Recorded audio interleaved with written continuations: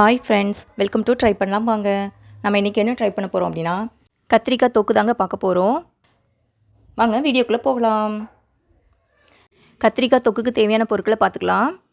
கத்திரிக்காயோட மேலுள்ள காம்பை மட்டும் கட் பண்ணி எடுத்துருக்கிறேன். அதை வந்து நீல வாக்கில் கட் பண்ணி தண்ணிக்குள்ளே போட்டு வச்சுக்கிறான், இல்லைனா கருத்து போயிடும்.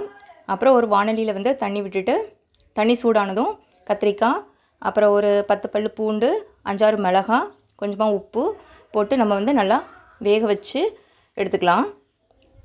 கத்திரிக்காய் வெந்ததுக்கப்புறம் அதை வந்து ஆஃப் பண்ணிவிட்டு இன்னொரு பாத்திரத்தில் வந்து மாற்றிக்கிறேன். அப்போ தான் கடையிறதுக்கு வந்து கொஞ்சம் ஈஸியாக இருக்கும். அதனால் இன்னொரு பாத்திரத்தில் வந்து மாற்றிட்டு அதை வந்து நல்லா கடைஞ்சி எடுத்துக்கலாம். இப்போ கடைஞ்சி எடுத்தாச்சு. இப்போ வானலியில் வந்து ஒரு 2 ஸ்பூன் வந்து எண்ணெய் விட்டுட்டு அதில் வந்து ஜீரகம் பெருஞ்சீரகம் போட்டு தாளிச்சிக்கலாம். இப்போ கொஞ்சமாக கருவேப்பிலையும் போட்டு நல்லா வறுத்ததுக்கப்புறம் வெங்காயத்தை வந்து பொடிசாக கட் பண்ணி வச்சுக்கிறோம் நீலவாக்கில். கொஞ்சமாக உப்பு சேர்த்து நல்லா வதக்கி விட்டுக்கோங்க. வெங்காயம் நல்லா வதங்கட்டும். வெங்காயம் வதங்கினதுக்கப்புறம் தக்காளி வந்து ஒரு 2 தக்காளி வந்து சின்ன சின்னதாக கட் பண்ணி வச்சுக்கிறோம்.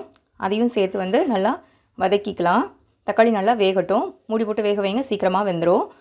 ஸோ தக்காளியும் வெங்காயமும் நல்லா மிக்ஸ் ஆகி வேகணும். பாருங்கள், நல்லா மிக்ஸ் ஆகி வெந்துருச்சு. இப்போ நம்ம கடைஞ்சி வச்சுக்கிற கத்திரிக்காவை வந்து அதில் சேர்த்துக்கலாம். சேர்த்துட்டு நல்லா மிக்ஸ் பண்ணி விடுங்க. இப்போ வந்து அதில் வந்து ஒரு 2 ஸ்பூன் வந்து வத்தல் பொடி, 2 ஸ்பூன் வந்து கொத்தமல்லி பொடி, ஒரு அரை ஸ்பூன் வந்து மஞ்சத்தூள் சேர்த்து நல்லா கிளறி விட்டுட்டு தேவையான அளவு உப்பும் போட்டு நல்லா கிளறிடுங்க.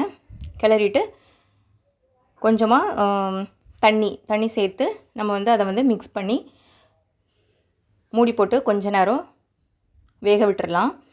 இப்போ ஓப்பன் பண்ணி பார்க்குறோம். பாருங்கள், எண்ணெயெல்லாம் நல்லா பிரிஞ்சு வந்துருச்சு.